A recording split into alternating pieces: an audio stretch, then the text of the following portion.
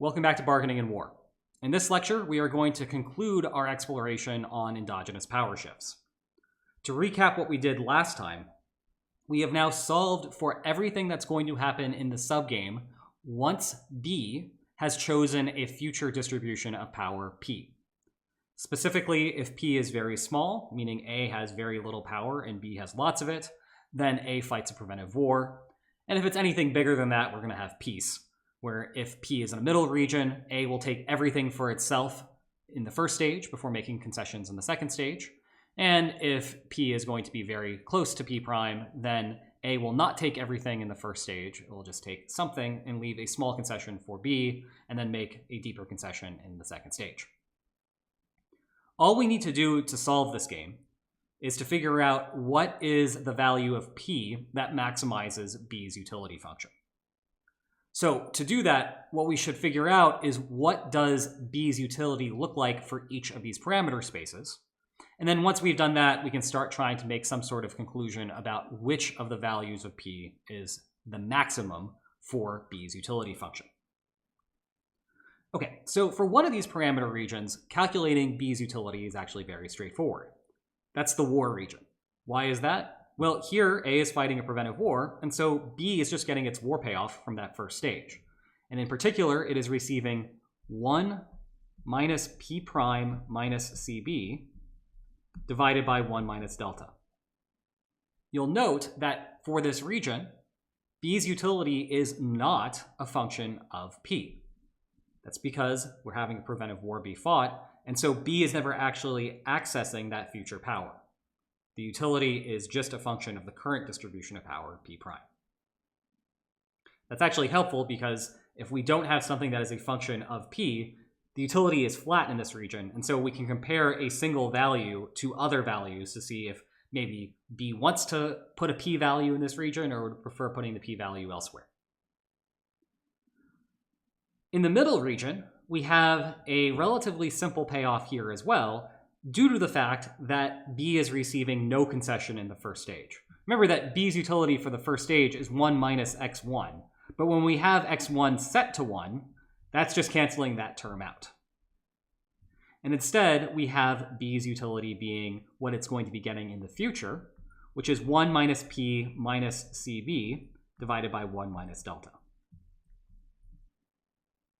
In contrast, this is a function of P, precisely due to the fact that A is having to make a concession that is commensurate with the balance of power in that second stage. And of course, the balance of power in the second stage is determined by the P value chosen. This third parameter region has the most complicated utility. In the first stage, B is receiving 1 minus x1, and in the second stage, it is receiving the concession commensurate with the balance of power. 1 minus P minus CB, and then we interact that with the discount factor. Now, if you look at a comparison between these two utilities, you might want to draw an immediate conclusion that anything in this region is going to be worse than anything in this region right here, because this quantity and this quantity appear to be the same, and on the right region, B is also receiving 1 minus x1. This, however, is misleading. Remember that we have P actually changing in both of these quantities. So P is smaller here than it is here. And as a consequence, it might actually be the case that because P is smaller in this middle region, that the middle utility is better than the rightmost utility. And in fact, we're going to see that right now. How? Well, the first step is going to be to take this x1 and substitute in this quantity, and then do a little bit of simplifying. We're going to need a lot of space for that. So we have 1 minus, I'm going to go ahead and put parentheses around this because we have to distribute the negative. And this is going to be like really important that we do this right, otherwise we're going to be drawing some bad inferences. A lot of what comes down to doing these sorts of calculations is just not making mistakes on algebra. None of this is particularly complicated right now. All we're doing is making a comparison between two different values, ultimately, like this value and this value. And then eventually we'll make another comparison here and here. But those two things aren't very complicated. What gets tricky and what is hard to do with these things is making sure you're doing every step right, because if you get a step wrong, you're going to draw the wrong inference. You just got to be really careful when we're doing this algebra. Okay, this looks like a mess, but in fact we can simplify it. It will help if we get everything in terms of the same denominator. So we want to get everything in terms of 1 minus delta. So I'm going to multiply 1 minus delta with that 1. I'm going to keep this in for now. But I am going to do the same sort of 1 minus delta transformation there. And then this doesn't change. 1 minus p minus cb divided by 1 minus delta. So all I've done here, you'll notice that this 1 is equivalent to 1 minus delta divided by 1 minus delta. And also this 1 minus delta here and this 1 minus delta here would cancel out and leave us with just the cb that we had up here.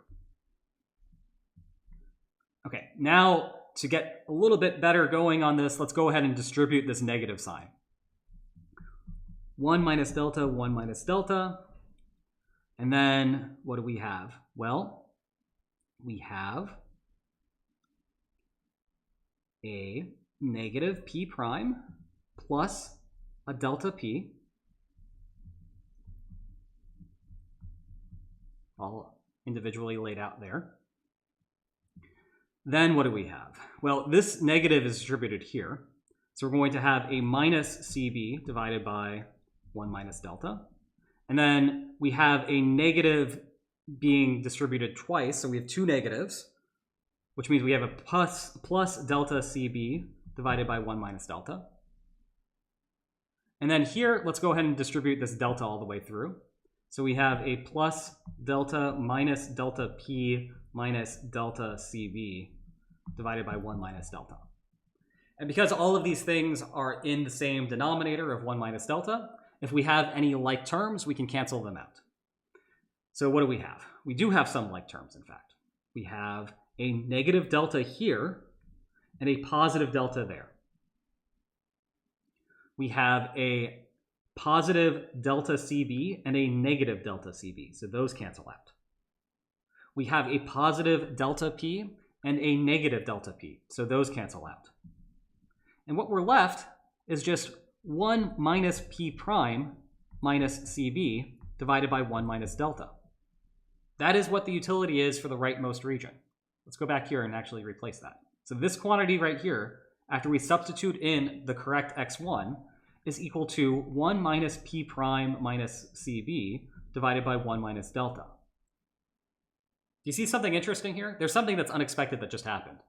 Look at the utility for the leftmost region and the rightmost region. It's actually the same thing. In either of these cases, B is receiving its war payoff for the first stage. For the leftmost region, it's receiving its war payoff because it's actually having a war be fought.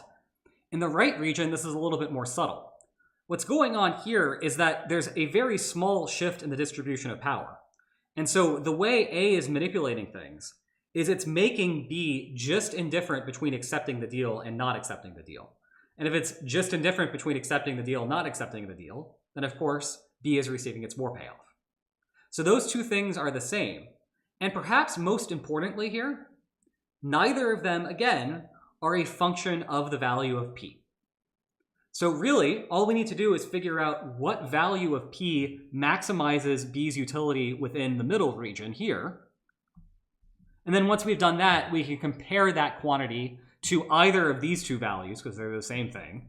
And then we'll know whether B prefers having its war payoff in this first stage, or if it prefers having an X value of 1 for the first stage and then a concession in the second stage. Will B prefer a deal that is going to give it lots of concessions in the second stage? And of course, you know, the way I just framed it, the answer there is very obviously yes. Remember that this middle region is representing the case where, because the shift in the balance of power is so large, B is willing to, in fact, forego a concession in the first stage, precisely because it is getting such a great deal in the second stage. So intuitively, it should be clear that B is really going to like and prefer what it's going to get as its utility for choosing a p-value in this middle region. But to actually demonstrate that, to show what's going on, let's think again about what is the value of P that maximizes B's utility within the middle region.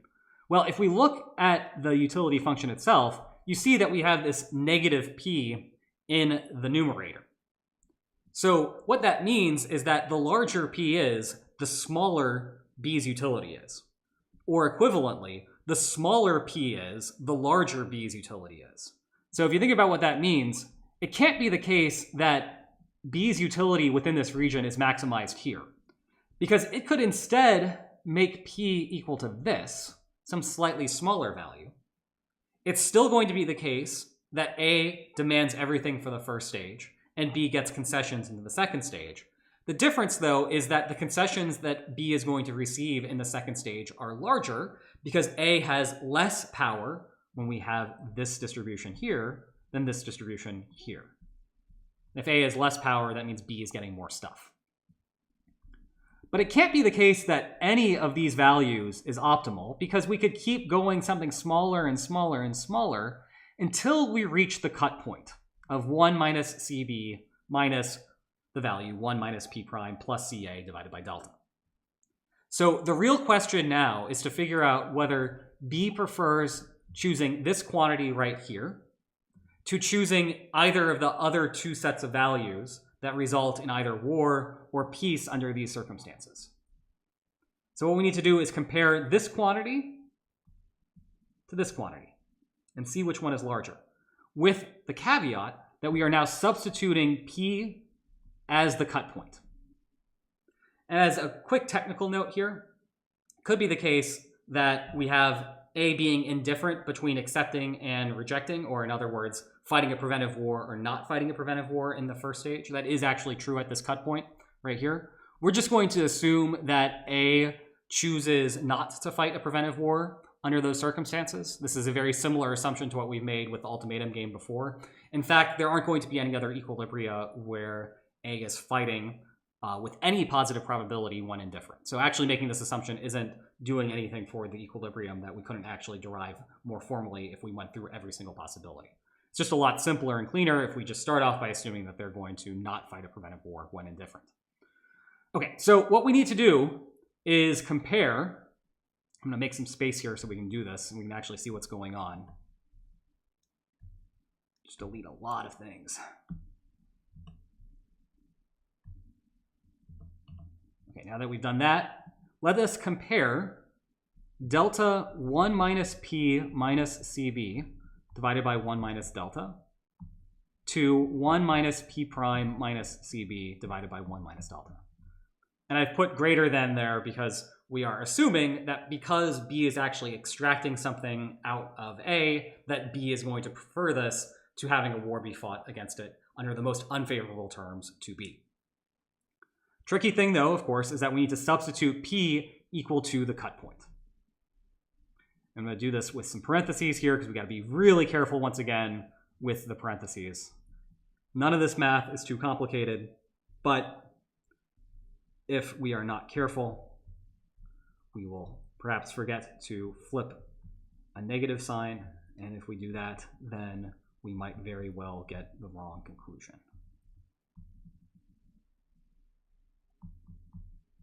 Okay, so all I've done here is insert P equal to the cut point. Everything else in this inequality is the same. Okay, well, very simple thing to do here is just get rid of the denominators so they're the same on both sides. So I'm going to do that. And I'm also going to start distributing this negative sign. So I'm going to be very cautious, like I said, about distributing negatives. I'm doing them one at a time just to make sure that we're not doing anything wrong. So if we do that, I'm going to make each one of these terms individual now. 1 over delta, rather, plus P prime divided by delta minus CA divided by delta minus CB is greater than 1 minus P prime minus CB. Okay. Well, now we have this negative sign here, so let's go ahead and distribute that negative all the way through. Delta 1 minus 1 plus CB plus 1 divided by delta minus P prime divided by delta plus CA divided by delta minus CB. So all I did was flip each of these signs. So we have negative to positive, negative to positive, positive to negative, negative to positive. And this CB is still negative on both sides because we're not distributing the negative there. Okay. Greater than 1 minus P prime minus CB. Well, within these parentheses, you can see that some things are canceling. So let's just go ahead and do that. We have a negative 1, a negative 1, and or rather positive 1, negative 1, and a positive CB and a negative CB. And then from there, if we start distributing the delta, you'll notice that each of these values here has a denominator of delta. So those deltas cancel out. This is super convenient. This is the dream whenever you're trying to solve inequalities. What do we see? Well, oh, wow, we have more things canceling. It's amazing. CA plus CB greater than 0. And we know, of course, that this is true. So what have we just shown? We have just shown that B prefers choosing a utility right here at this cut point to either inducing A to fight a preventive war or making P so close to P prime that A is extracting all of the surplus. And in fact, what's happening here is that B is able to extract all of the surplus by doing this. A is being made just indifferent between fighting a preventive war and not fighting a preventive war. So B is making out like a bandit when it's capable of doing this. Last thing I'm going to do is just visualize what's going on with the figure. So I'm going to erase a little bit more stuff here so we can draw that in. And this will visualize what's going on with those utilities and why B is going to be choosing this cut point right here. So let's draw a graph which has as our x-axis P and as our y-axis the utility for B as a function of P. We have a couple of cut points which are corresponding to here and here, just like before. Okay, so B's utility, as we've seen in both of the edge regions, is flat. And that utility is just equal to its war payoff of 1 minus P prime minus CB divided by 1 minus delta. What's happening in this middle region is that B is getting a spike in its utility, and then its utility is declining all the way down to the cut point. That's all the calculation that we just did is demonstrating. Every calculation that we've made in this lecture up until this point is essentially trying to fill in this figure. You can't start with the figure because a figure is not a proof. You actually need the proof to be able to draw the figure. But once we've done all of that proof, this figure is visualizing the problem that B is facing. So the problem that B is facing is you can choose any P value between 0 and P prime. And your utility for all of those P values is what you see on that figure. So if you are B, the thing that's going to maximize the utility is by choosing the cut point here. And that's exactly what's happening. It's choosing 1 minus CB minus 1 minus P prime plus CA divided by delta. But the important thing to draw from all of this, remember, this is a class about why wars happen. What we're observing here is that when you endogenize the shift in power, we do not see preventive war occurring. Why is that? Well, the rising state is intentionally choosing a distribution of power in the future that is not going to upset the declining state, because the rising state does not want to have a preventive war fought against it. So what that means is that we have a good explanation for preventive war under exogenous power shifts. We don't, as of yet, have a good explanation for why preventive wars would be fought under endogenous shifts in the balance of power, for example, like nuclear weapons. And to answer that, we actually have to start developing deeper and deeper theories and models of war to be able to resolve the puzzle that we've just been looking at here. But that's a topic for another time. Hope you enjoyed this lecture. Hope to see you next time. Take care.